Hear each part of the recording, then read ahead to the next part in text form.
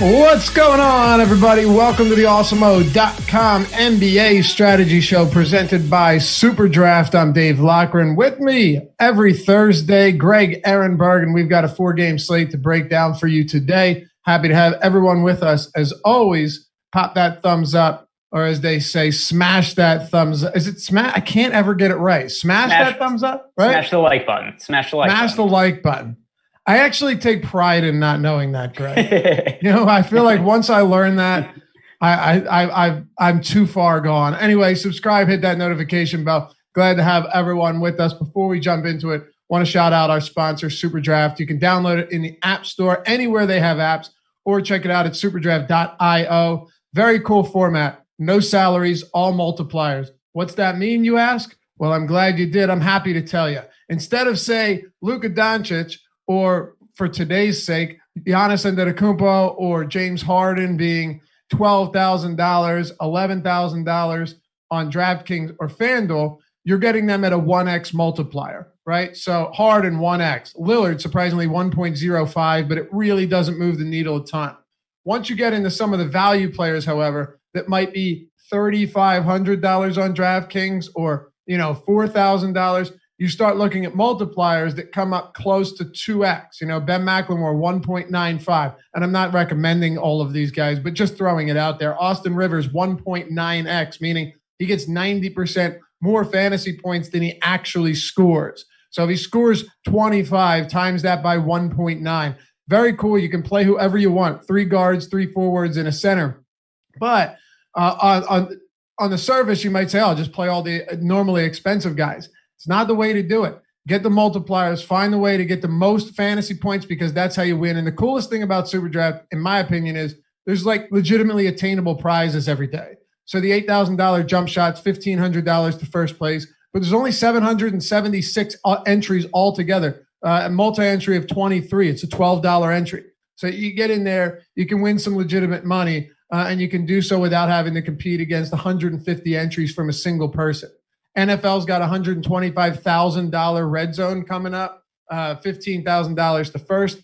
Very stoked about that. And the best part, you can get $10 in free super cash simply by signing up and depositing $10 when you use the promo code Awesemo10. It's AWESEMO10, all one word. Or if you're feeling frisky, throw $100 in there. They'll inject $20 in super cash directly into your account. Same promo code, Awesemo10. It's as good as money to be used on the site to play and win real money. It's superdraft.io or download it in the App Store today. It's the sponsor of the NBA Strategy Show. Okay, Greg, 4 games.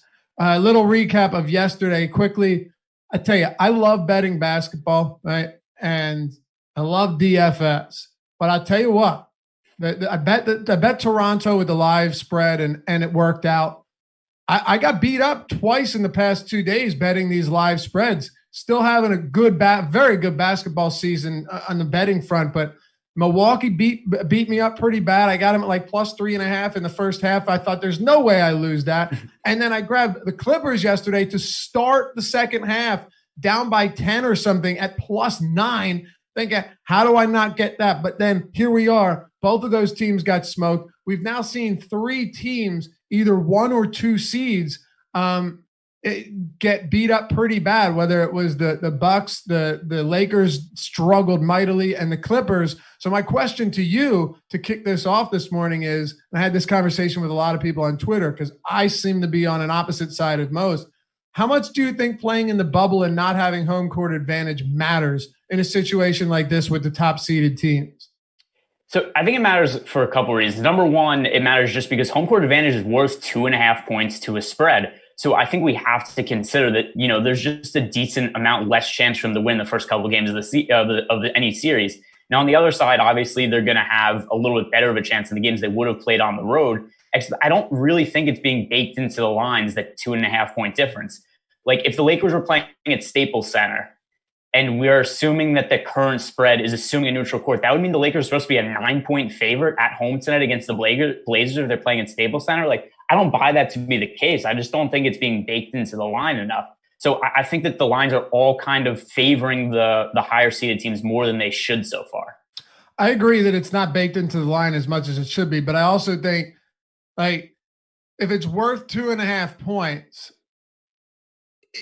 neutral court is going to be complete. So neutral court's going to have no swing to either direction. It's going to be worth 0, right? So there's still the notion that, like, in a neutral setting, the much better team should still be the much better team. And I think the almost startling part, whether you and I agree on the home court advantage or not, is the fact that they've gotten beaten up. Like, it's not even that they just lost by a couple of points. What I find kind of shocking is, the Bucks lost by, was it 14 or 15 points? The Clippers lost by double digits. The Lakers unraveled late in that game, missed 4 consecutive free throws down the stretch. It's been really strange to watch. So yeah, I agree. They haven't baked it into the line as they should, or at least we don't think they have. I tend to try and avoid criticizing Vegas because they're smarter than myself. Yeah. But these have been some very, very strange outcomes to start this off, and I guess you can attribute it to the bubble. We just don't have a large enough sample size right now. It's a small sample. The other thing we could say too is, so even though I was much less impressed with the Blazers' play during the stretch of the regular season than most people. Like, yeah, they're winning games, except they're playing against backups. They're playing against resting teams.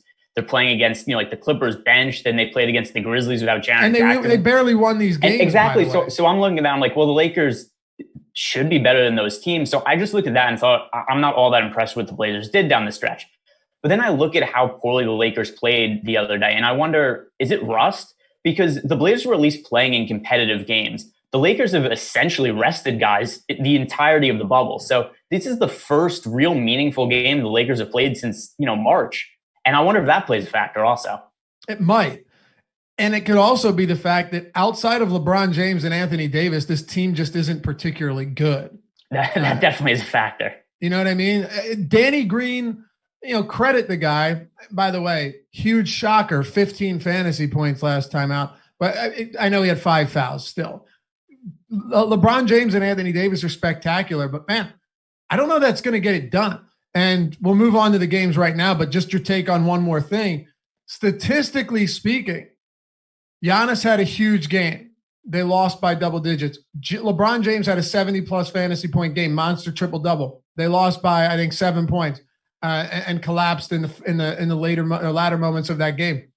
A lot of these guys are having huge games, and it's just not enough to get it done. Do you expect a bounce back from guys like Middleton today? Do you think the Lakers come in and mop the floor with Portland? Or should we expect these to be close series? Because I cannot in any possible way, I've ran through every iteration possible. I can't see Orlando making this a competitive series, but I also didn't see them kicking Milwaukee's ass. So I think there's a couple asterisks with those first games, the one seeds losing to the 8. First, the Bucks just got awful games out of Brook Lopez and Chris Middleton. Like, they didn't even play as replacement. Like, they weren't even replacement level players. Like, they were absolute garbage. Chris Middleton's still really good. Like, he's one of the better players and probably one of the more underrated players in the league. Super efficient on offense, really good defensive player. And he sucked. He's not going to play that poorly again. And then if we look also on the Bucks side, like, Giannis did play decently overall, but Brook Lopez is going to play better. And then from the Magic side, like, they got big shooting games from everybody. Gary Clark is making shots. James Ennis is making shots. So to me, there's a lot of stuff that I didn't really see as sustainable from the Bucks side, from the Magic side of the game. And then from the Bucks, like, Chris Middleton and Brook Lopez are just going to be way better going forward. They need to be. There's no question. Yeah, we're on the same page as it relates to that. I do think, however, that that site that ranked Chris Middleton as a top 10 player is absolutely delusional. Like, I don't even know. This was a big thing like a month ago. They ranked him as the 10th best player in the league, ahead of Westbrook and a laundry list of other players, which is outrageous. So I don't know. Anyway. You ready to jump into these? One thing I'll bring up on the Lakers also in the same vein. I thought they got really unlucky. To the eye test to me, I was like, the Lakers generating a lot of good shots in this game that just aren't going in. Now, I understand too, we can look at like, hey, Kyle Kuzma isn't really that good. Danny Green, probably not what he used to be, but still, I found this site that does like advanced shot tracking and then figures out what percentage shots teams should make based on shot quality. Which site is that? It's called Second Spectrum. They have a Twitter account. Is it Spectrum Sports? Yeah, no, I think it's Second Spectrum. Okay, I wasn't sure if it was affiliated with Spectrum Sports. No, it's called Second Spectrum. So they have a stat: shooting luck. It's measured based on the difference between points a team actually scored and the points we'd expected to score given the quality of shots, number of free throws, and the players who took that shot. So it uses the tracking data. And they came away with the Lakers' performance in Game 1 against the Blazers had the worst shooting luck of any game since the 2013-2014 season, scoring 46 fewer points than expected. Wow. I tweeted, too, that those missed free throws were really going to haunt them. And when you think about it, you play differently down the stretch when you're playing from behind. Had they made even 3 of those 4 free throws, they have the lead going into the final 3 minutes of that game. Instead, They were down by 2 points and then 4 and then 6. And yeah, we'll get into it. I don't know. It's been a really, really unique and fascinating postseason this far. And I think to kind of set the table with that is important to understand where we're at heading into this slate. You know, normally you'd look at it and be like, okay, well, we saw all 4 of these games just 2 days ago. What are we doing here? Well, there's a lot to learn from that, especially Game 1. So let's dive into it head first here, Greg. Miami and Indiana. Miami let Indiana hang around for quite a while last game, and then they ended up pulling away from them. I don't think that's a huge surprise. They're 4-point favorites here, 215.5 total. Victor Oladipo's questionable, but and we haven't had a ton of information on this, but according to the Pacers Twitter, there was no significant damage, and he's going to be a game time decision. He went through what they called a walkthrough on Wednesday, but I still haven't seen anything definitive one way or the other. Let's start with Miami, though. Jimmy Butler, last time out, huge minutes, as it should be. Eric Spoelstra ran a very short rotation, 9 players, which I like to see. I want a condensed rotation for sure. Butler led the team with 37 minutes. Bam started off slow, finished really strong, played 35 minutes himself with that double-double. But then you look at the minutes outside of that. Dragic played 34, and then Duncan Robinson played 24. Jay Crowder played 25. It was Tyler Hero off the bench who got a ton of run and closed the game out with 17 and a half straight minutes to close the third and fourth quarter. Yeah, and one injury note from the Heat is that Jay Crowder's an ankle injury, and he's listed as questionable to play. So that could condense the rotation even more. The thing I was most surprised, Kendrick Nunn started a lot of the second half of the season, fell out of the Heat rotation. Really? So do you think that has to do with him returning from the bubble and them not feeling comfortable? That can't be. He wasn't gone for long at all. It's so weird because it's like, how good do you think he is? Why was he starting a couple weeks ago and then all of a sudden just not in the rotation at all? So it's a very odd situation. Maybe he re-enters the rotation if Jay Crowder's back, but I find it very hard to project the minutes here just because Kendrick Nunn went from starting to 0 minutes. So I have him at 0 minutes for now, but it's a situation I'm not totally sure what to make of it. I don't know how you feel about Nunn. Yeah, it's almost like Brett Brown saying how much Alec Burks means to the rotation in the offense. And not playing Howell Neto a single minute the day before or the game before, and then playing him 9 straight minutes in the first half as they collapse and blow a 14-point lead. Pisses me off, man. But I think Eric Spoelstra is a good coach. He's a really good coach, and I appreciate the guy immensely. And I think he knows what he's doing. But I was, along with you, very surprised by Kendrick Nunn not getting into the rotation whatsoever. And, some of that has to do with Goran Dragic playing the most minutes of this. I don't know if this is true, but it's got to be close to the most minutes of the season. Horrible first half, dismal first half. I think Jimmy Butler in the postgame interview said he said Dragic was stinky. That was his word. In the first half, and then turned it on late, finished with 24, 6, and 5, but he played 34 minutes. And then Tyler Hero got a ton of runs. So combined, I don't know, Greg, they played 67 combined or 68 combined minutes between Tyler Hero and Dragic. If you get Nunn back into the rotation, I definitely think it's doable, but let's assume let's assume that he's out here. Right. Okay. We'll assume that Jay Crowder's out. He's currently questionable, as you mentioned, with that left ankle. If that's the case, who do we have to fill that void? You have Andre Iguodala, who could continue to get more minutes, but I don't know if Spo wants to give him much more than the 25 he gave him last time. Derek Jones had the neck injury. He came back, played 13. So I think you could probably make that argument that Derek Jones plays around 24. Maybe Iggy plays a few more minutes. Duncan Robinson could play 28 or so. And there might still not be a lot of room for Kendrick Nunn to get back into this. So I like Duncan Robinson a lot, and I don't understand why he only played 24 minutes last game. In the regular season, he played 31 minutes. He had 2 fouls in the first quarter. Yeah, but still, he could have come in late. He didn't close the game. Like, to me, Duncan Robinson's somebody who should be playing more minutes. He's a really good shooter. He had historically one of the best shooting seasons in the history of the league. I saw some people say, well, he's a bad defender, which I think people just kind of make the assumption. He finished first amongst all shooting guards in defensive real plus minus this year. Now, I don't think that means he's actually the best defensive shooting guard in the league, but he's still somebody who warrants playing over 30 minutes, in my opinion. And I think he's so good that he's just going to force himself to play extra minutes, especially if he's making his shots early. So I think that Duncan Robinson bounces back in terms of minutes played, and he's somebody that I like a little bit as a value play here. He's was it 3,900 on DraftKings, 4,100 on FanDuel. That's just too cheap of a price for Duncan Robinson, who was priced at 6,000 right before the league went on hiatus. What are your thoughts here on the backcourt? We talked about Nunn. At this point, obviously, there's no point of even trying to get cute and roster him by saying, oh, well, he didn't play, but I'm going to get there first and start this trend, especially at that price. So we don't even need to get into that, because I think even if he does play, his minutes are going to be curtailed by Dragic and Tyler Herro getting excessive amount of run. But what about where do we stand with guys like Dragic, Herro, and Jimmy Butler in this game 2 matchup against the Pacers? Yeah, it's tough. It's not a favorable matchup. Like, the Pacers have a good defense, although maybe that gets a little bit worse if Oladipo's out. So that's something to keep an eye on. No pun intended. But if Oladipo ends up sitting out, then I think it stands to reason that's a slightly easier matchup for those guys. And maybe we could attribute Goran Dragic's big game 1 to Oladipo only playing 8 minutes and getting hurt.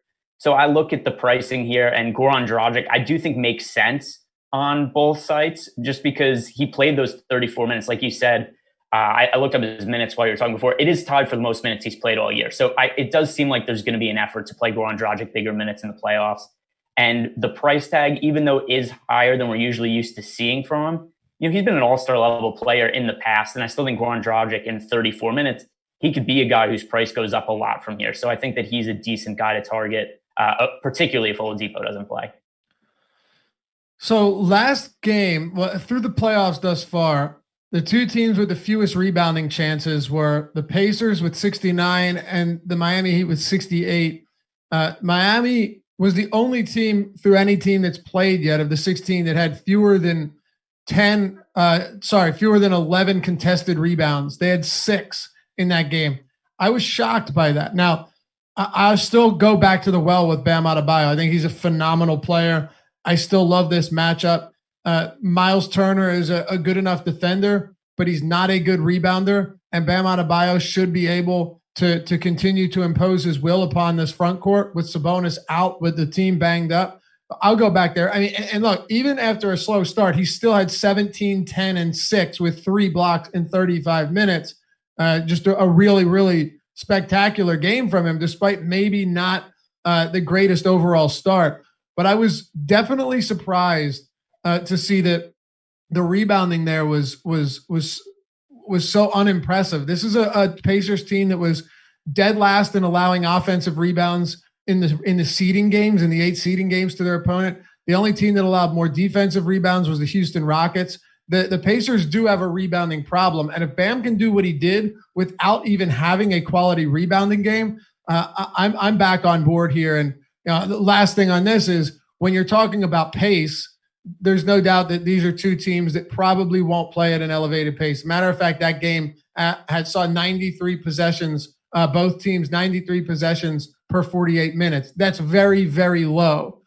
It's not going to stay that low. There's no way, especially given the pace increase we've seen inside the bubble. Adebayo is a guy I like quite a bit today. What are you doing with the rest of Miami? Yeah, they're not priority plays for me just because of the pace of the game. It has the lowest total on the slate by over 10 points.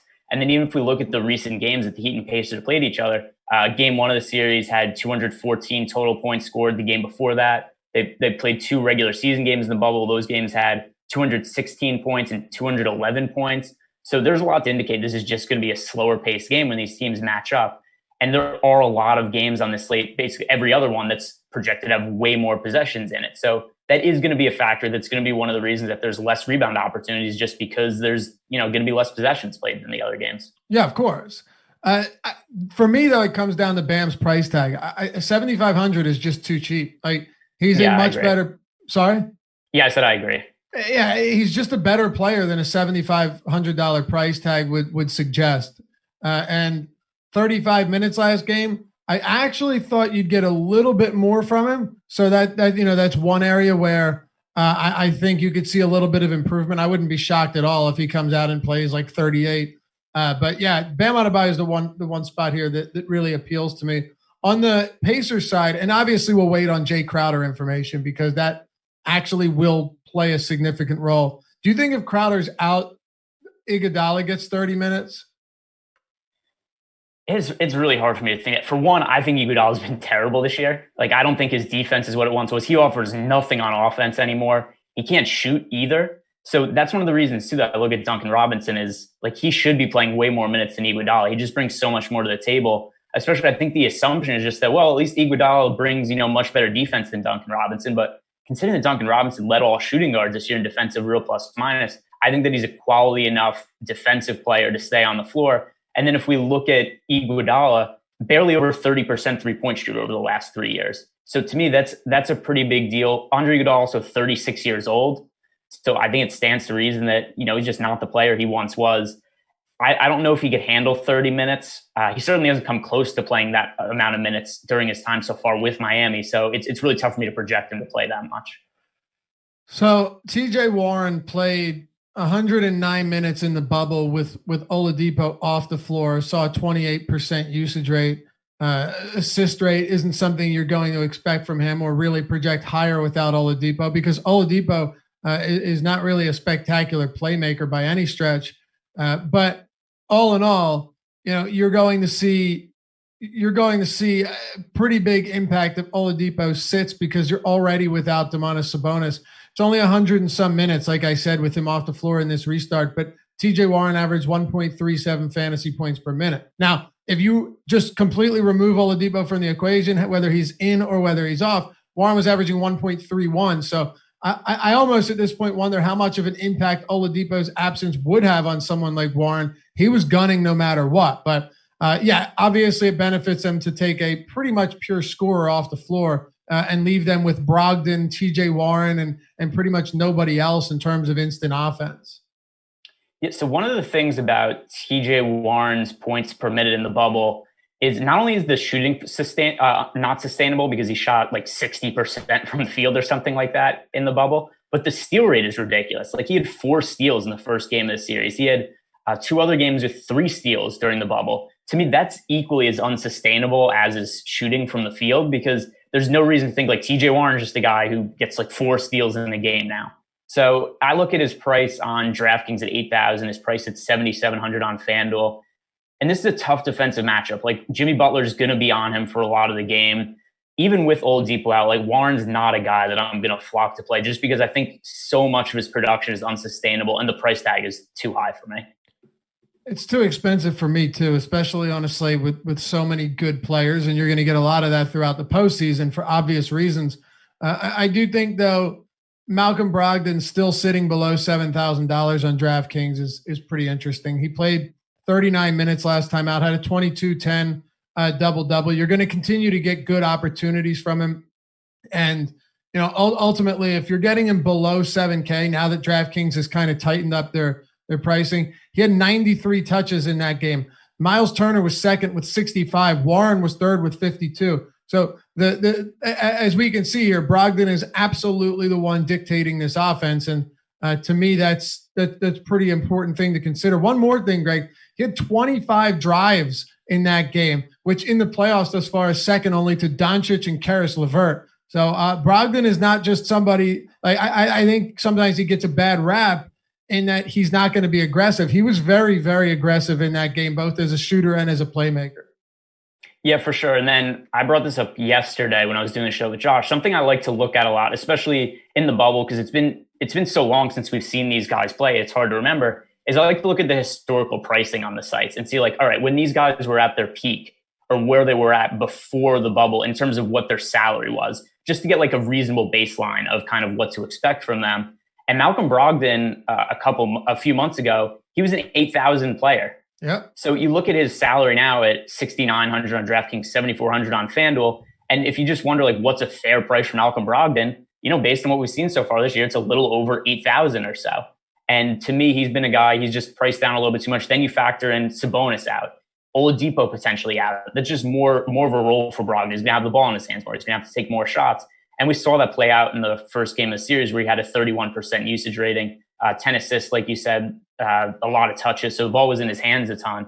And that's more of what I expect from him going forward. The price tag's just too cheap. Actually, I think all things considered, I would probably expect Malcolm Brogdon more often than not to score more fantasy points than TJ Warren, just like irrespective of prices. So I think so Brogdon to me is the way stronger play of the two of them and the guy that I want to prioritize well over TJ Warren. Yeah, especially the discount.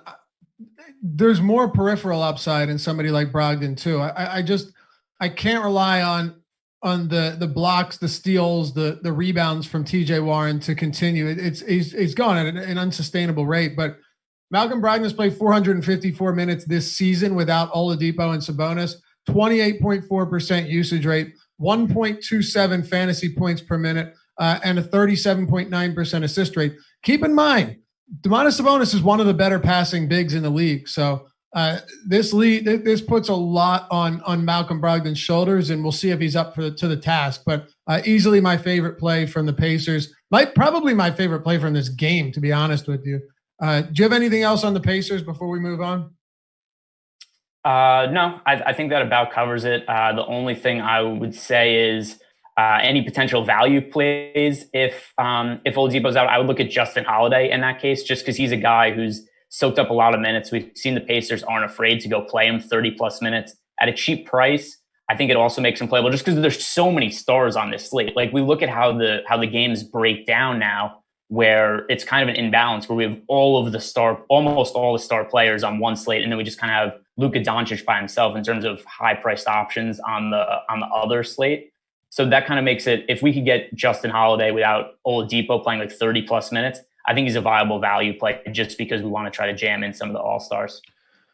OKC and Houston taking it to game 2 here. Houston won in convincing fashion last time out. That game at no point was competitive. Rockets were opened at plus 2.5 in game 1. They were getting 2.5 points, closed around 1.5. Now they're laying 2.5 points for this game. I was all over Houston on the money line specifically in that game because I thought it was strange that they would not be favored, and I guess it's the impact of Russell Westbrook. But I don't know, Greg. Maybe we're on an entirely different page. I get it, by the way, that Gilgeous-Alexander, Dennis Schroeder did not have great games, but I think this Rockets team, when they're knocking down threes, is pretty much capable of competing with any team in the league. When they're knocking down threes, they can unravel. We've seen them lose games by 10 points to the Charlotte Hornets because they can't knock down threes and other bad teams. But I'm just not convinced that this OKC team is all that great. I know they have good balance, but you know what you need in the playoffs? You need star power. You need somebody to take you home. And I just don't know if they have that player.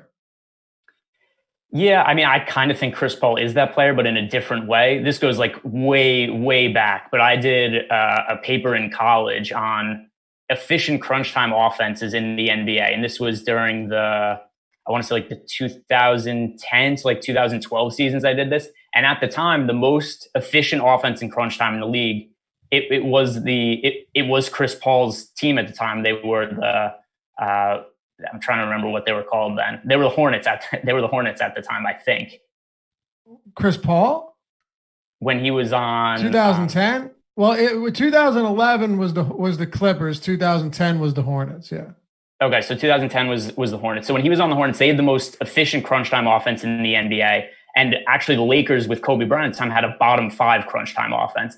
So I think that there's something to just overall team ball and setting up running plays as opposed to the hero ball that can set up to be more efficient. So I do think a team with Chris Paul could still be that kind of team. I think he's good enough to facilitate an offense that you don't need him to necessarily take over a game down the stretch just because he's so good at running an offense and that he's a guy with a really high assist rate that doesn't really turn the ball over. So I'm a big Chris Paul believer, and I do still think they have a pretty good chance to win this series against the Rockets, assuming that Russell Westbrook misses games. I feel like you might disagree with that. Yeah, I think that was a decade ago. But Chris Paul's still amazing though. I'm such a Chris Paul fan. I could see that. No, I know he's a good player. I'll take the team that can get wide open threes whenever they want them and has James Harden who can knock down mid-court 3-pointers. I get what you're saying, and it's definitely a good argument to that's a conversation that we could have for a long argument or conversation that we could have about that. But ultimately, I think Harden is the type of guy, and people can say whatever they want about playoff Harden and stuff like that. But 2 days ago, playoffs. He's good in the playoffs. I say he's been good in the playoffs, despite what people kind of think about him. He's had some stinkers, but overall he's been good in his career in the playoffs. Right. It's just I am of the belief that teams need somebody that can take over games in the playoffs to really end up winning and winning the finals and winning big series. I really do believe that in today's basketball, that's the case. And I didn't think Boston had a shot to do that earlier in the year when I was looking at their title odds, their finals odds. But if you look at what Jason Tatum's doing, like, dude's a superstar now. He can absolutely single-handedly take over a game. Do other teams have that, or that don't have that, have a chance? I honestly lean towards no, and we'll find out. But that's besides the point, Greg. Let's talk about the Oklahoma City Thunder from a DFS perspective. You've got Chris Paul, you've got SGA, you've got Dennis Schroeder. They definitely have one of the best 3 guard setups in the league. But man, Schroeder was dismal last game. He scored 6 points, missed all 5 of his 3-point attempts, had 11 fantasy points on the day. Gilgeous-Alexander had 9 points on 2 for 8 shooting. Telling you, this was a really bad game. And while everyone was so worried about Steven Adams proved to be far from the issue in this one. It was these 2 guys that could not generate or manufacture any offense whatsoever over the course of 48 minutes.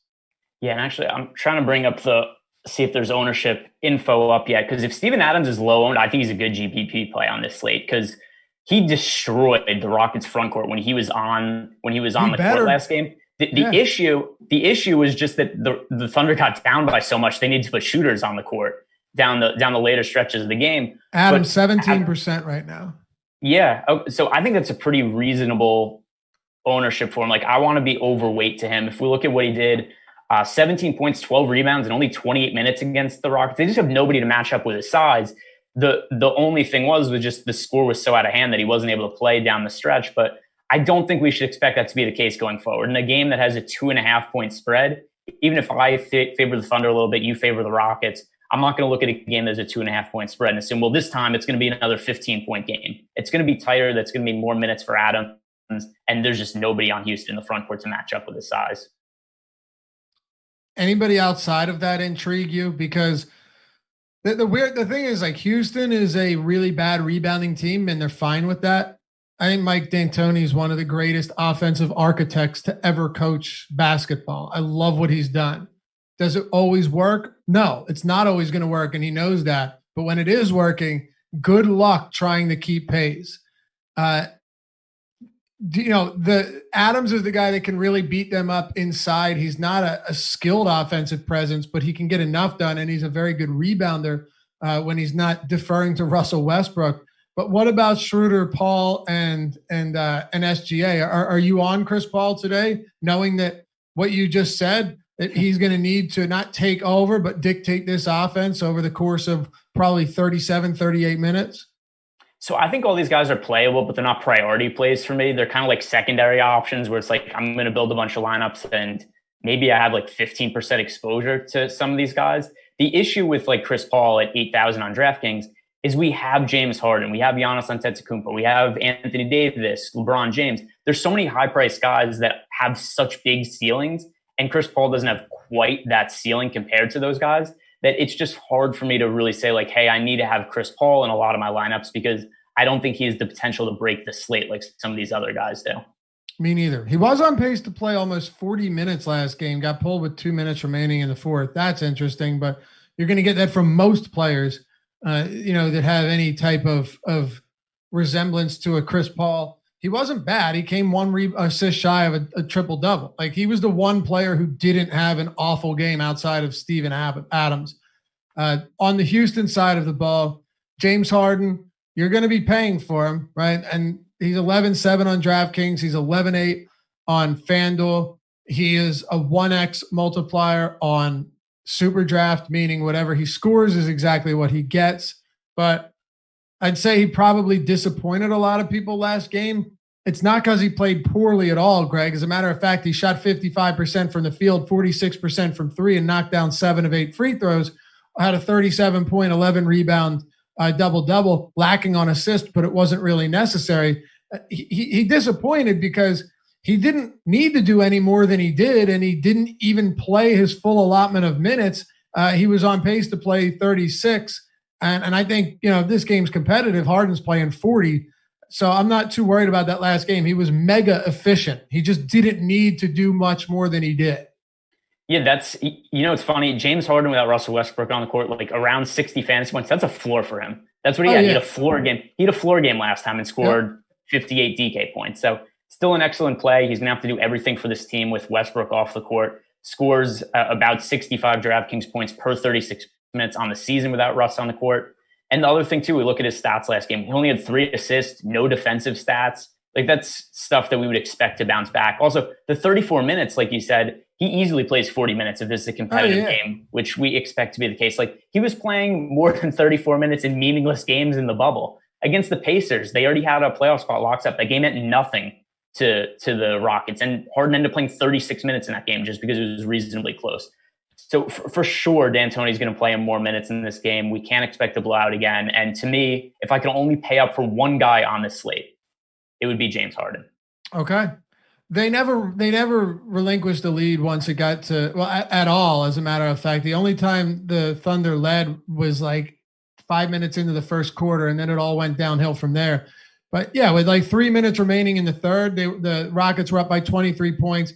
It ebbed and flowed a little bit, but never got under 15. So I'm pretty sure D'Antoni looked at it and said, all right, I'm going to need James Harden. I'll cut a minute off his rotation here. I'll cut a minute off his rotation here. And then I'll pull these guys, the starters with 2 minutes to go. So yeah, 40 minutes is not only achievable, but it's likely in a spot here. We're together on this one. Now, the rest of Houston is just, it's a very difficult team to try and figure out, because on any given day, it could be one of these guys draining a ton of 3-pointers, and just getting hot from beyond the arc, because Greg, all of them are going to get wide open threes. And I'm not just saying that tongue in cheek. Like, it's not hyperbole. All of these guys are going to get wide open threes, from Jeff Green to Macklemore to Eric Gordon to Robert Covington to Daniel House, to even PJ Tucker. It's just which one of these players can give you enough peripherals to where maybe they're not knocking down all of their shots and can still produce decent points and not sink you in tournaments.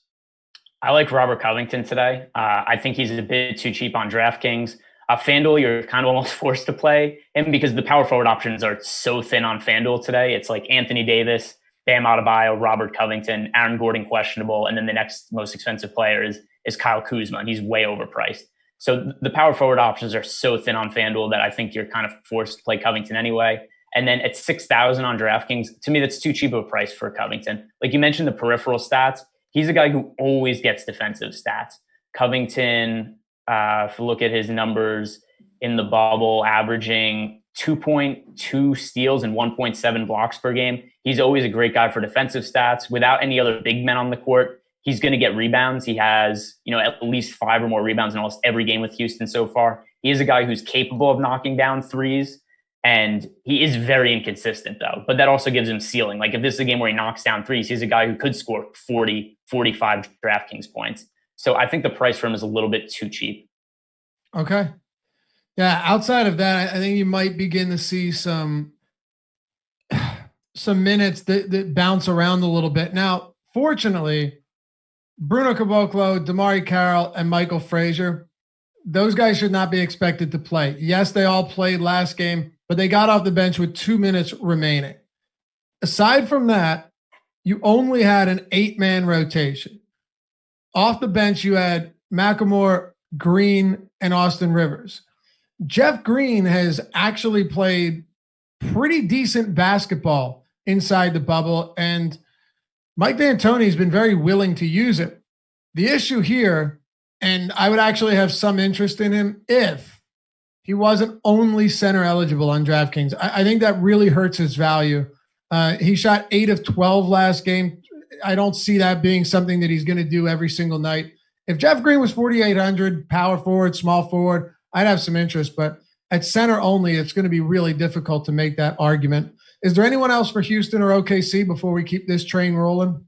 On FanDuel, I like Eric Gordon. I think that he's reasonably priced. He played a bigger role last game, which I think is going to be the case whenever Russell Westbrook is out of the lineup. The other thing with Eric Gordon also is that he hasn't played a ton of minutes yet, except he was also dealing with an injury earlier on in the bubble. He played 30 minutes last game. I think he's somebody who could play like 33, 34 minutes if this is a competitive game. I just think it's kind of a situation where they've been ramping up his minutes. So you look at the last 3 games, he played 20 minutes, 23 minutes, then 30 minutes in the first game of the postseason. So I think now we could kind of see full minutes for Eric Gordon. And I think bigger minutes at a 4,900 price tag, there's upside there.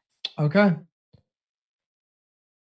Well, we do a lot of cool stuff at Awesemo.com, and we do a lot of promos too. Not just, garbage 5% off promos, but legitimate promos. And this is one of the best ones we've done in a while. Outside of the whole restart thing where, if you missed out on that, it's unfortunate, but we were doing 50% off everything for the entire month when baseball and basketball and hockey and everything came back. But with the NBA playoffs right now in full swing, we've got an awesome promo for you guys. If you haven't checked out Awesemo, if you've wanted to, maybe cash has been a little bit tight lately. Disposable income hasn't been there. But this is a little bit different because we're doing a full week of Awesemo Plus NBA weekly pass for $824. The promo code is Mamba, MAMBA. Kobe Bryant, you've heard of him.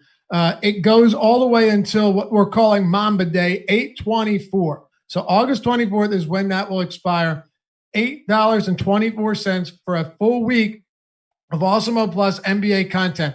Use that promo code Mamba. That gives you the DFS, NBA DFS player projections, owner projections, the boom bust tool, all of our premium articles, the lineup builder, and so much more. The boom bust tool is a huge one. The ownership are the best out there. The player projections are stellar. All of these of which are developed and used by Alex Baker himself. You know him as Awesemo, #1 ranked DFS player in the world. These are his tools. I've said it a lot, but we don't just slap his name on it and say, here, Alex Baker's tools. Check out Awesemo's ownership and projection. No, these are his. And we put them on the site for our subscribers, which is why when you look at the testimonials, you'll see a ton of them and a ton of green and a ton of winning nights from the subs that have come with us at Awesemo.com. You'll see it in Slack chat as well. Our premium Slack chat. For any premium members, you can jump in that as well when you do this. It's 50% off everything for the week. Like I said, ownership, projections, boom bust tool, articles, lineup builder, and a lot more that I'm probably forgetting at the moment. $8.24 when you use that sign-up code MAMBA, MAMBA. You got that through August 24th. But don't wait. Do it now before you forget and see if you like it. So then when August 24th comes up or when that week expires, you can figure out what you want to do. Awesemo.com/join, by the way. You can check out all of our other options. If you want to get in on MLB, NBA, PGA, UFC, everything we have to offer. We've got, I always recommend the Awesemo Plus All Access Monthly. It gives you access to everything we have, all the tools, all the top stack tools, ownership projection, you name it, at Awesemo.com/join. All right. Sal, I almost called you Sal. Greg, or I host with too many different people. Orlando, Milwaukee. We got 2 up, 2 to go. Moving at a less than brisk pace, but we're breaking it down pretty comprehensively here, and we're going to continue to do that with this one. Bucks laying 12.5 points against the Magic, 227 total. Pretty shocking outcome. Last game, people can act like they saw this coming, but they're full of shit. I did not see it coming. No, of course. Of course. How could you see that? Even if Middleton has a bad game in most cases, they still have other players that can pick up the slack. It was really, really ugly. It was really ugly. And, they ended up not only losing that game, but they got their asses handed to them. They dropped it by 12 points. They allowed 122 points in regulation to the Orlando Magic. So here we are going into game 2. Vucevic coming off a monster 35.14 rebounds performance. Huge game. There were a few really big games from these guys, but mostly Vuce. Fultz was, okay. That's what he is. He's okay. Evan Fournier hadn't hit a three-pointer I don't think he had any points until late in the game, Greg, and then he knocked down 3 straight threes. What a weird game that was. Can Orlando parlay that into success in game 2? My obvious answer is no way. No, I think the Bucks should win this game, and I expect them to win it pretty easily too. I'm actually a little concerned about blowout risk in this game, if I'm being honest. I think there's a pretty good chance that we see Orlando just smash them in this game, and we don't see starters really play in the fourth quarter. So I'm wary of that, and that's going to affect how much ownership I have to these guys in this game. There is some favorable pricing on the Bucks players. One thing that's really annoying is coming into the bubble, the playoffs specifically, I was thinking, I'm looking at the Bucks players. I go, they have an ace in the hole, which is that in the regular season, they don't play their starters very many minutes. And the easiest way to upgrade this team is just you give Giannis 36 minutes per game. You play Middleton and Bledsoe over 30 minutes per game. And under those circumstances, the Bucks have an upgrade to their team that other teams don't have available to them. And Budenholzer just didn't do that in the first game. Even though it was a close game, he didn't play these guys the minutes that they should really have gotten. I think that it stands to reason that if you play Giannis almost 40 minutes in that game, if you play Middleton and Bledsoe 33 minutes in that game, I think they probably win.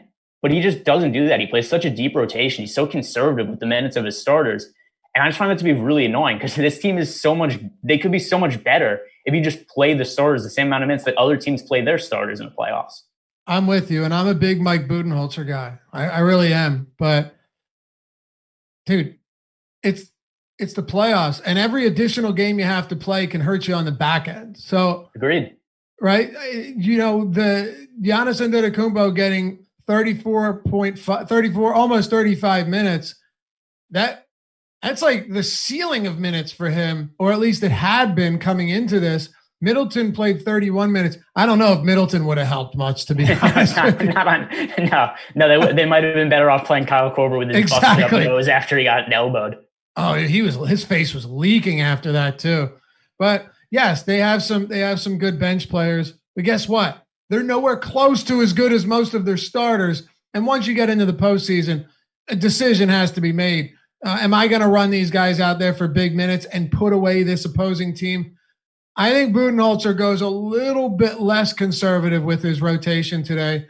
And if that's the case, man, Giannis had a huge game and they still lost by 12. I got into a debate with somebody on Twitter who said none of this should be placed on Giannis's shoulders because he had a huge game. They still lost. And even when he was off the court, they cut even when he was on the court in the fourth quarter, they cut the deficit by 1.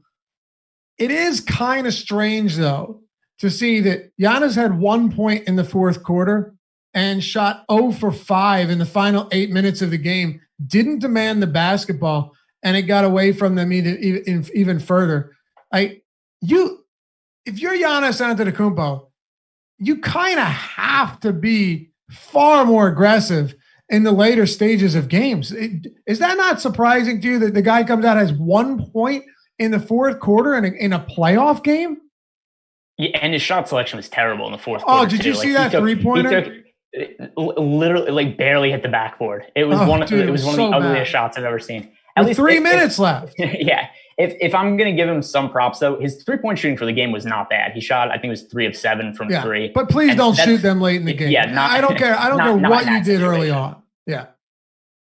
So at least that was positive to see. But yeah, he was terrible in the fourth quarter. I think the pressure did get to them a little bit. I think they just expected to walk through the Magic. And I think just facing a little bit of resistance got to them a little bit because to me, they really seemed to just come unraveled in the fourth quarter. That was what it looked like to me. The shot selection was terrible. Guys were forcing shots. It didn't look like the normal Bucks we're used to seeing.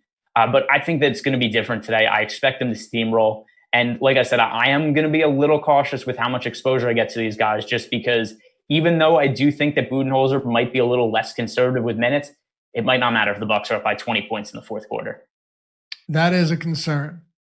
We know that if they're up by a ton, he's going to pull his starters. It's just the way he does things. I still like Giannis, though, but salary is going to play a large role. And the problem is right now, Giannis isn't projected for that much lower ownership than Harden. No, and if I had to roster one of the two, I prefer Harden. So that's where where more of my ownership is going to go. I'm going to have exposure to Giannis, but I expect I'm probably going to be underweight to the field on Giannis and overweight to Harden because that's kind of what you have to do if you want to get overweight to Harden. It's very hard to make lineups with both of them. Yeah, they're only showing like a 5-6 point or percent difference on DraftKings, around 4% on FanDuel. That's not that big.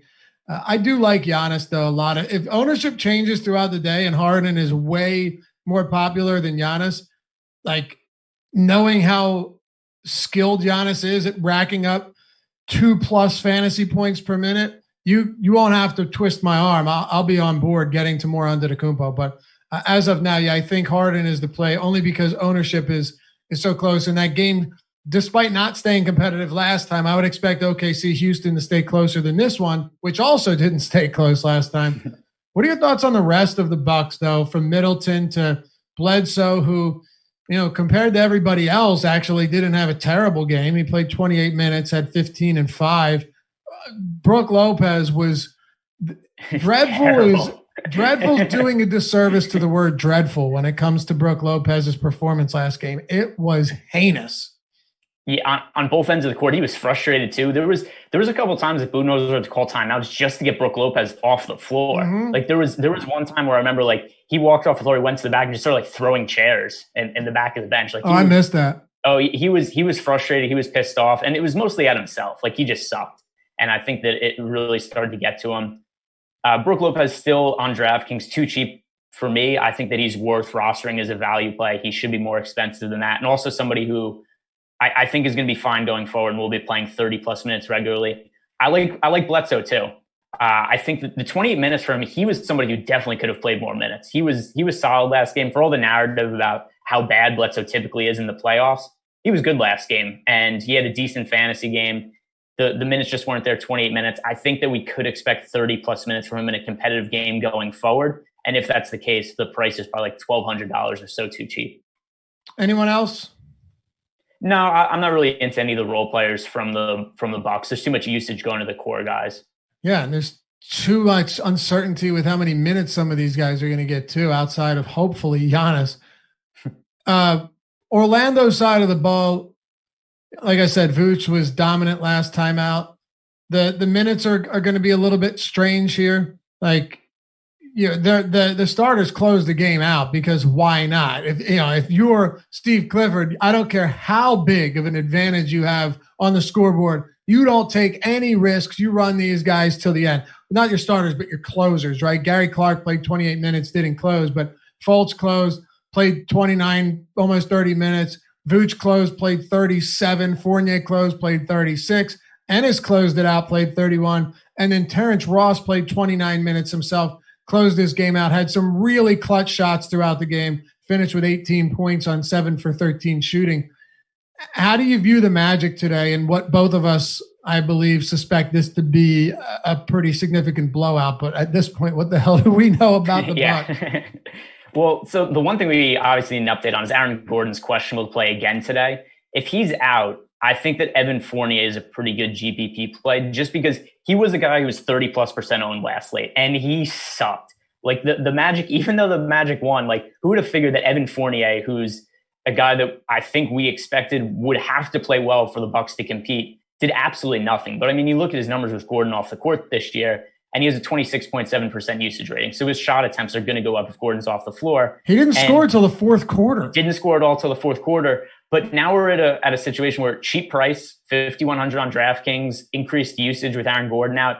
And the field is just not going to be on him, I don't think, if Gordon's out again. I think people are going to be so gun-shy to put him into their lineups again after how much he sucked the other day. Sure. So the other side, too, is that I'm concerned about the blowout risk, obviously, also. So I'm not going to go like crazy with Fournier exposure. But if Aaron Gordon's out, Fournier is a guy I'm going to be overweight to the field on, just because the reason people liked him last game, there would be the same reason to like him this game, except he's just going to have less ownership. Close this one out. So Nicola Vucevic, I don't think I'm going to be on him today. I understand he scored a ton of fantasy points last game, but I also think that the blowout risk here is just going to keep me off him. The other thing too, 8,800 on DraftKings, like the opportunity cost of playing him is too great for me. Like I'd rather be able to get up to the James Hardens, the Giannis Antetokounmpos in my lineup. So Vucevic, I don't really care what happened last game. Not a priority play for me. This is especially true if Aaron Gordon plays. If Aaron Gordon plays, then that cuts the amount of shot attempts we'd expect from Vucevic. Vucevic this year, 28.7% usage rating when Gordon is off the court. That's up from 26.1% usage rating overall. So if Gordon plays, it's going to be less shot attempts for Vucevic. But then even if he's out, Vucevic just not a priority play for me because of the amount of other stars that are on the slate. Okay, and because I saw some comments in chat, which, by the way, live before lock, we'll be sure to hit on all of that. Take your questions throughout the show. Coming up, starting an hour before this slate tips off at 1 p.m. Eastern time, not 1:30. It's at 1 p.m. today. Do you have any additional thoughts on guys like James Ennis or Clark or, Terrence, anyone that we haven't touched on from this team yet? Because I know we'll get asked. I think Ennis is okay, but this also depends on if Gordon plays or not. Like if right, Gordon let's assume he doesn't. I think he's probably closer to doubtful, but go ahead. So if he's out, then I think Ross and Ennis are okay secondary plays, just to upset you. And because I also think that it's true, I think that Markelle Fultz is a decent value play. And the other thing with Fultz too is I think it stands to reason he would probably play in garbage time if they were getting blown out anyway. Like I kind of think that if the game's somewhat close, Fultz plays. If the game's a blowout, I still think that Fultz plays in the fourth quarter. He was pretty decent last game, and as much as you might not like Markelle Fultz, he's still a decent fantasy producer when he's on the court, right? He's a decent per minute guy, and his price is really cheap. So for those reasons, I think Fultz is okay. DJ Augustine did a phenomenal job of running that second unit, by the way. Credit him. Yeah, for sure. He did a great job of running that second unit. He shot 3 for 11. That's the first thing most people are going to see. But he set his teammates up time after time. He had 11 assists in that game. Really, really impressive stuff, man. And his potential assist numbers he had 19 potential assists in 23 minutes. That is where that elevated pace is really going to work wonders for this Orlando team. This is not a slate where I feel like you want to just run out there and grab every single Orlando player, but there is a big pace increase here, right? This game saw 106 possessions per 48 minutes. That was tied for the most among any team in the postseason thus far. Big difference for an Orlando team going up against the Buck squad that plays at a rapidly fast pace. Okay. Yes. So before we go on, just one issue I had with DJ Augustine is the minutes weren't really there for him. Like I get that he had a lot of assists, he had a lot of potential assists, like you said, but only 23 and a half minutes for him. It's tough for me to expect him to really produce a good fantasy game on average against the Bucks if I'm only going to expect him to play 23 minutes again at a 4,300 price tag. Oh yeah, I wasn't recommending him for fantasy. I was saying that he was the better point guard in that game. That's all. Okay, yeah, no, I would agree with you on that. He played very well. He was better than Fultz. Yeah, and I'm just busting balls, but no, like in all seriousness, he had a large role. Augustine played a large role in the Bucks winning or the Magic winning that game. It was I was actually when I'd see him and bring the ball up the court, I was like, all right, Augustine's got the ball, 15 straight possessions. How can you not stop this guy? It was maddening for me, but. Here we have it, and that's just the way it goes. Let's close this out, Greg. 3 up, 1 to go. Portland and the LA Lakers. Lakers 6-point favorites here, 228.5 total. It's the highest on this slate. Well, last game didn't go as many would have anticipated, I don't think. And Portland did, well, in one instance, exactly what we anticipated. They gave their starters monster minutes. Terry Stotts is going to do this. Dame played 43 minutes. He played all but 1 minute and 45 seconds in the second half. That's right. All but 1 minute and 45 seconds in the second half. He played all but 5 minutes in the game. CJ McCollum played 42 minutes. Huge run throughout the entirety of this contest. Carmelo Anthony played 38 minutes. And Yusuf Nurkic, who actually got into, I thought he got in a little foul trouble. Maybe he did. No, he did. He did, right? Okay. Yeah, he got in foul trouble. Yeah, I thought so. Who got into some foul trouble, still played 33 minutes. And then Hassan Whiteside.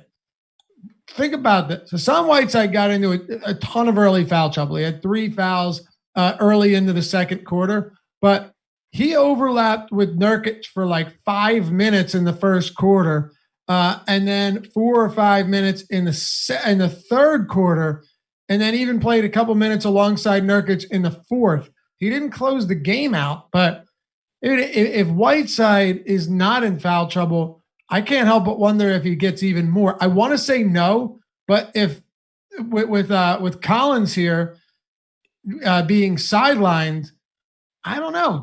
I actually want to start with Whiteside because I think this is actually the toughest one to break down, knowing that he's a phenomenal per minute fantasy producer on the season, just really good.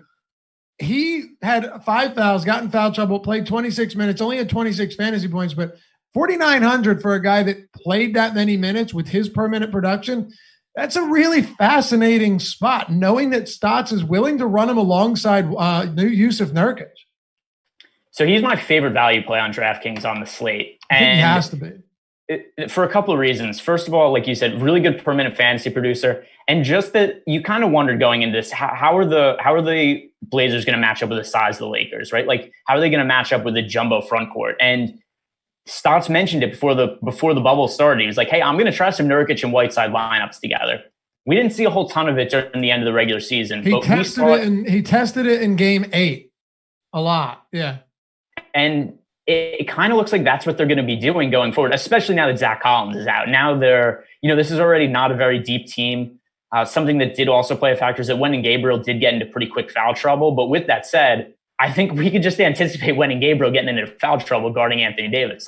That's just going to be a fact. They played each other earlier in the year, and Gabriel fouled out in 12 minutes. So I think we could just chalk it up right now. Like, Wenyen Gabriel's just going to use his fouls. He's probably not going to be able to play more than 20 minutes due to fouls. So I think the Blazers are going to use that Whiteside and Nurkic front court a decent amount against this Lakers team. And you look at that price tag on Whiteside, there's not a whole lot of value on this slate as of now. So the price tag on DraftKings, 4,900 on Whiteside, is very appealing to me. He's my favorite player, priced below 5,000. You know, it's even more appealing. I don't think Gabriel fouled out, by the way. I think he had 5 fouls. Yeah, 5 fouls, but he still got in foul trouble really quick. Oh, yeah. Considerable amount of foul trouble. The crazy thing about Whiteside is right now he's getting like no ownership. And that's surprising to me. It's really surprising to me. 14% on DraftKings right now at 4,900.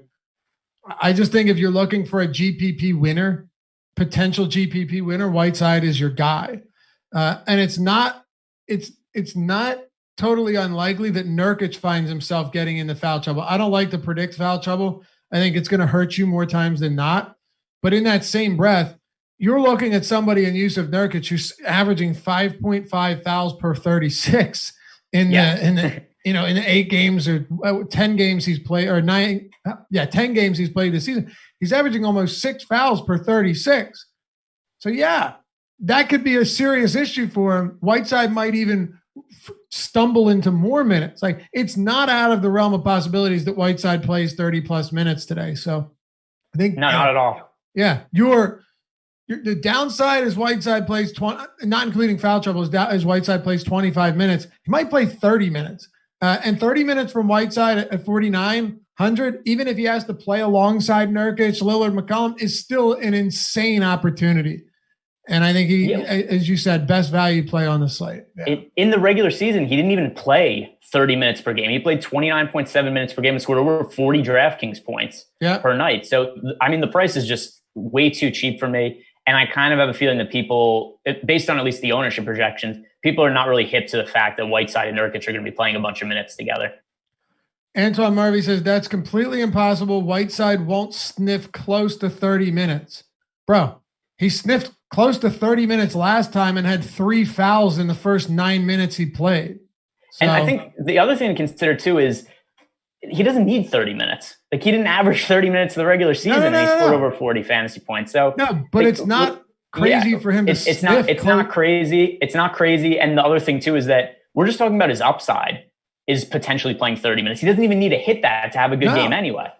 No, not at all. He's less than $5,000. Do we expect a ton of scoring opportunities from him? No, but did you see how he functioned as a shot blocker last game? It was insane. He had 5 blocks, a huge sequence late in the game. He stuffed LeBron James. Lillard comes back, attempts a 3 from like 38 feet. I can't. Here's the thing too. So, Greg, I can't imagine Stotts didn't love what he saw out of Whiteside. He wasn't a defensive liability at all. Playing next to Yusuf Nurkic against this Lakers team, I felt like it almost protected him a little bit. And you know, it's 30 minutes is the ceiling, but Whiteside could easily play 28 minutes today, and I wouldn't be shocked by that at all. What else? And yes, Gabriel got into foul trouble, but what better alternatives does Terry Stotts have with Zach Collins sidelined? He doesn't have options. Like, what is he going to do? He's going to, because the other option is like what? He's going to play Carmelo a ton of minutes at power forward and have him guard Anthony Davis. Like that's not a good situation. No, he's not. Mario you don't want to have Azonia guarding Anthony Davis out there. So he almost has to play Whiteside minutes. Whiteside's such a good permanent fantasy producer. And then to the point of Whiteside not playing 30 minutes, he might hit value if he only plays 20 minutes. Like he's that good of a fantasy producer. And then, like you said, also, how could Stotts not be impressed with how well Whiteside played? Like, I don't want to be too hyperbolic about this, but that might have been the best game I've ever seen Hassan Whiteside play. He was phenomenal. Yeah. And by most people hear that and be like, bro, he's had doubles of 20 and 20. Talking about defensively, how good he was. And no, somebody said Whiteside's popular. No, he's not. He's 14% on a 4-game slate. That's not popular at all. It's not even remotely popular right now if this ownership stands. He's the 6th highest owned center right now. So, no, it's not popular even a little bit. So, look, you don't get hung up on the 30 minutes. If Whiteside plays 25 minutes at 4,900, he can still smash. Yeah. I mean, he, like I said, he played under 30 minutes per game this year and averaged over 40 DraftKings points. Like 25 minutes is perfectly fine for him at his price tag.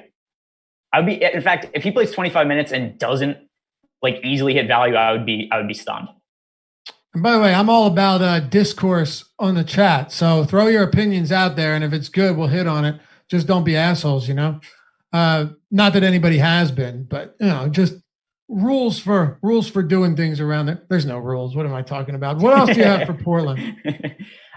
So Damian Lillard, I mean, it's hard to say that he's not in play, but he's not a priority for me. I think there's a lot of other high-end stars that I'd much prefer to him on the slate. The other thing too is the Lakers do struggle against point guards, but overall they still have the best defensive efficiency in the Western Conference this year. I don't really love the matchup or the price tag for Lillard. I assume that a lot of people disagree with me on that, but just when you consider the other options, I'd rather pay up for Anthony Davis. I'd rather pay up for James Harden. I'd rather pay up for Giannis. That kind of leaves me in a spot where it's like I don't really have that much room to roster Damian Lillard shares. Okay. Antoine, that's what I'm saying. He's not getting ownership right now. Maybe that changes, in my opinion changes, but you say, I get Whiteside, sure, he can get 5+ bucks, but his ownership is what the real issue will be. It's the whole point. Right now, he's not getting the ownership. 14% is a very small amount for his price on a 4-game slate. Anyway, do you have any other additional thoughts on Portland, or do you want to move to the Lakers? Just one final thought. Nurkic, no interest in him on DraftKings. Over 9,000, too expensive. 7,700 on FanDuel is much more reasonable. Not a priority play for me, but pretty easy guy for me to avoid on DraftKings. All right. Yeah, the whole Nurkic playing alongside Whiteside is not something that excites me all that much.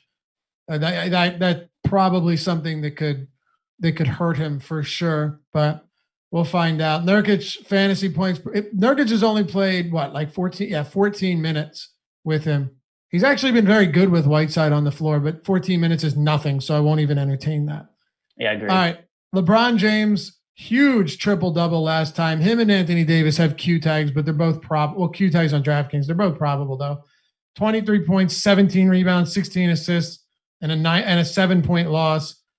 Statistically, LeBron James was very good. I don't think he actually played that great of a game, though. You need to score more if you're LeBron James in a situation like that. But also, if I'm being fair, 16 assists. He's getting everybody else involved. He's making everyone else better, and they still couldn't pull it off. He's 10,900. He's competing against the likes of James Harden, Giannis, and Lillard, and Anthony Davis today. How are you approaching LeBron James in this spot? So first thing, for DFS, I prefer Anthony Davis today to LeBron James. I just think that defensively, the Blazers have nothing for AD.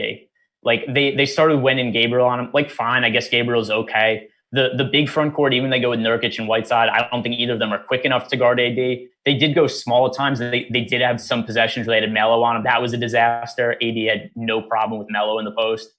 So I look at Anthony Davis and his last game. He was okay for fantasy, but look at the usage, 33.1% usage. He didn't make his free throws. He didn't make his shots from the field. He only shot 8 of 24 from the field. Shout out to Kobe Bryant, Mama Day, all that. So maybe there's a little bit of something to that, 8 of 24 from the field. But there's no way that Anthony Davis doesn't have a better efficiency game. And if we're going to assume that same amount of usage where the Lakers look at this matchup and they're like, hey, look at the guys that are guarding Anthony Davis. When Gabriel's guarding him, we're going to give him the ball as they did last game. If he has a 33% usage rating, the fantasy production from him, I think, is such a high ceiling. It is. Where would you rank both LeBron and Anthony Davis compared to the rest of the high price field today, then? So I think overall, including price and all that, and also position makes a difference too, because on FanDuel, like Anthony Davis just becomes so much more of a priority because the power forward options are so slim. But I'll go with DraftKings just because it's a little more flexible there, and we kind of more have to prioritize how we rank these guys. I'll go Anthony Davis 2 just behind James Harden. Okay. The rest of this team is really tough to decipher, and it hasn't been a whole lot of fun. Kyle Kuzma's had some solid games. He did play 30 minutes last game. Danny Green is someone that continues to get ownership for God knows what reason. I know we want to just keep chasing it, but the guy stinks from a fantasy perspective. Like, he just does. He can't do anything outside of knock down a couple wide open threes, and even that seems to have been a problem. And he only played 24 minutes. Like, Adam Scher made an argument, which I'm okay with, the other day, which was they kind of been saving him all season, and now against a backcourt of Lillard and McCollum, Frank Vogel's got to give him more minutes. I get that. I'm not a big Danny Green guy, but I get that if you're thinking he's playing more than 30 minutes, he's got to, because look at this matchup. That makes sense. But then he only played 24 minutes. He's cheap, and I'm assuming that people will go back to him again to some extent today, but in a much lower capacity. The rest of this Lakers team is just really, really not fun to target, to put it in layman's terms. The other thing too is Rondo could play today. Like, they upgraded him to questionable. Like, this is desperate times for Lakers. Rondo was supposed to be out for another month or something, and they're like, well, we need a win now. Like, they lose one game, and it's like, I don't even understand that. It's like the timeline for Rondo is not expected back for weeks, and then they lose one game. It's like, all right, Rondo might play now. Like, that's a real panic. Yeah, if he played 20 minutes at 3K, I'd be on board. I'm not even kidding. Yeah, especially because there's such a lack of value on this slate. Right. And Rondo is, as much as Rondo is not really that good in real life, he's a good fantasy player. He scores fantasy points when he's on the court, and we've seen him have big fantasy games in limited minutes. He's a guy that could score like 2 fantasy points per minute when everything's going well for him. So I agree with you. If Rondo plays, I think he's worth having GPP shares of. The question is, we have no clue how much he's going to play after that much time off. But for the value savings, I'd be willing to take a couple stabs on him in tournaments. Yeah. Ultimately, Rondo is one of those guys that can really disappoint you, but at minimum salary, he's basically a fantasy point per minute producer. And yes, he'll be playing alongside LeBron and Anthony Davis, but LeBron actually is willing to let Rondo do some ball handling, right? Like, he's willing to let Rondo set the offense up. We've seen that in many instances. if I got 20, if Vogel said Rondo was limited to 24 minutes, I would be putting him as the best value play on the slate, honestly, at minimum salary. I just don't know how I'd get away from that, but we don't even know if he's going to play. Just keep that in mind as we move forward and closer to lock. Greg, close us out here. We're on the last team of the last game. Is there anybody else on the Lakers that intrigues you even a little bit? No, it kind of sucks, but I think we almost can't play anybody other than Anthony Davis or LeBron James. Just everybody else, the minutes is so spread out, and the players suck. Like this is the worst team I think we've seen built around LeBron James. Outside of Anthony Davis, this team is nothing. Like in a lot of ways, the series could actually come down to, is a better shot a contested 35-footer for Damian Lillard, or is the better shot a wide open three in the corner for Kyle Kuzma? Like that could actually be what the series comes down to, is what's a higher percentage shot. And I'm not even sure at this point in time. I'm not either. And I do know this, it's going to be another wild slate of games. Four games that could pretty much, you would think many of them have no chance of going one way, and they do. Milwaukee, I think, let's do this. I did this with Sal the other day. Let's run through them. We'll close it out with this. And by the way, we're starting at 9:30 Eastern time now. For those of you that came in late and they're wondering what's going on, you can always rewind and bring this back to the beginning, or once it's over, just start it from the beginning.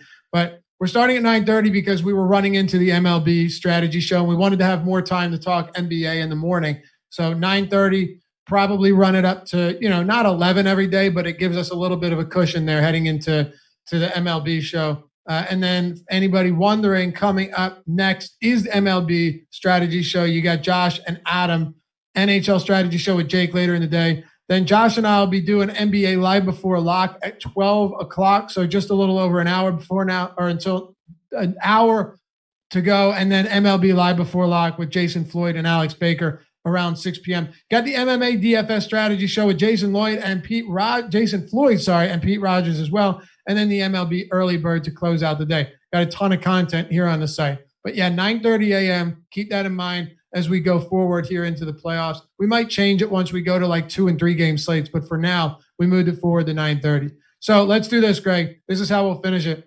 Go to each game.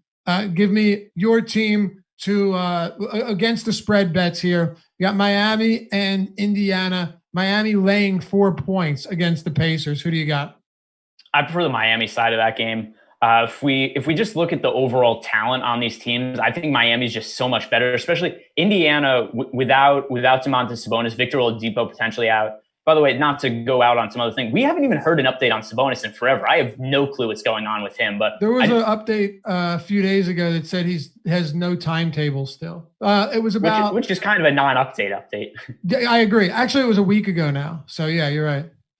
I just don't think that Indiana has enough to compete with Miami. Miami also a really strong defense. I'm going to side with Miami in that game. 4 points is a little much, but I still think that they're a little too much for the Pacers to handle.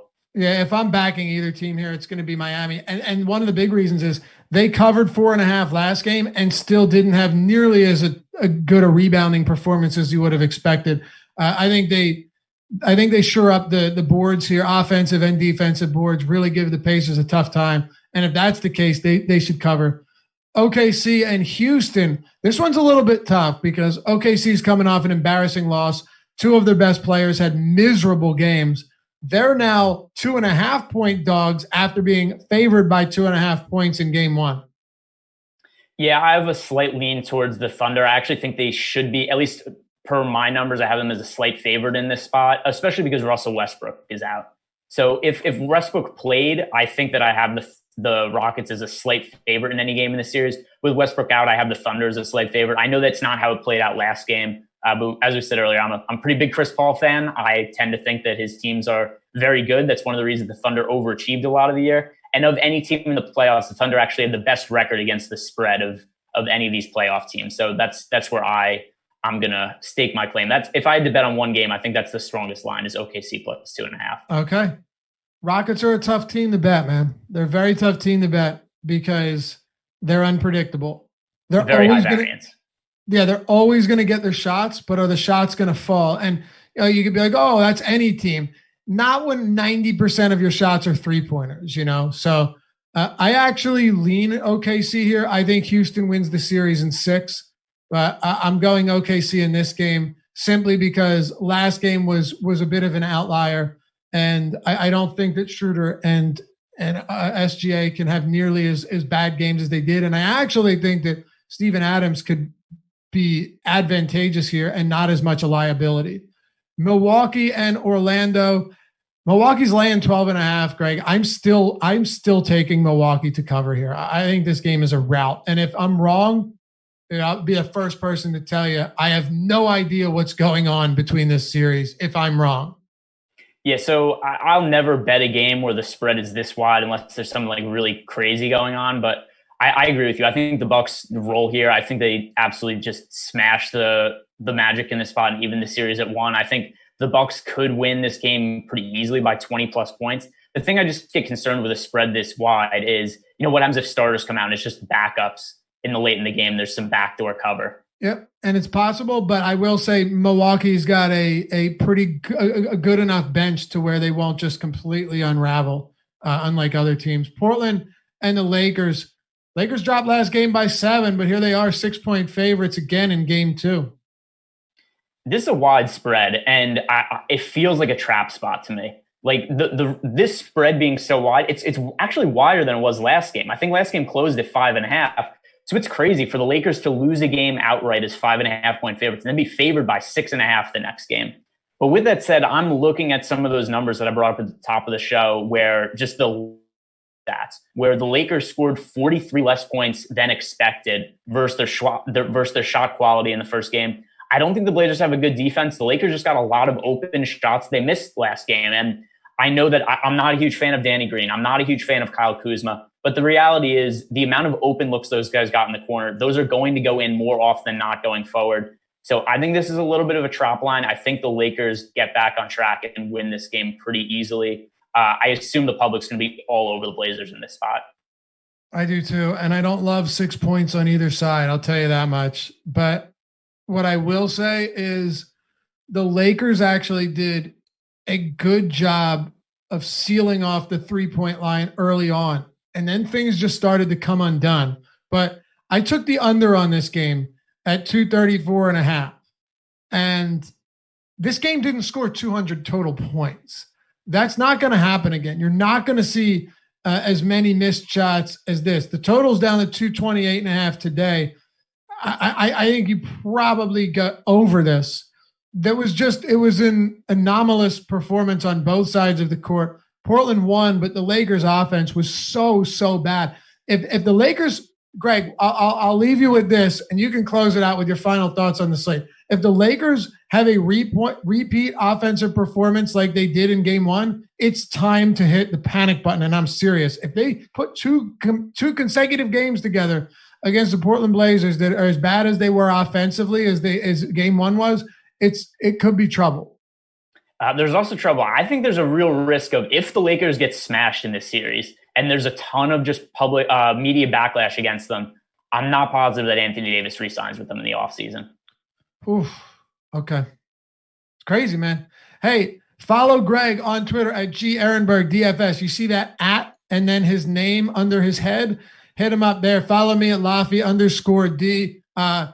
If you don't have Twitter, it's so important for basketball and other sports to get your information. Even if you don't like to tweet, it's really helpful. It's the best place to get information, news, and insight on specifically NBA, but always willing to interact. You got questions, comments, you want to shoot the shit, you want to tell me I'm right or wrong about something, I'm here for it. I'm assuming Greg is as well. Thanks to you guys for hanging out. As always, hit that thumbs up before you go. It greatly helps us out here on the channel so we can get this show and all of our shows to more eyes, so we can keep doing these for free and keep bringing you content each and every day. Stick around. Josh and Adam coming up. It's the MLB Strategy Show next here on the Awesemo.com YouTube channel. This has been the NBA Strategy Show presented by SuperDraft.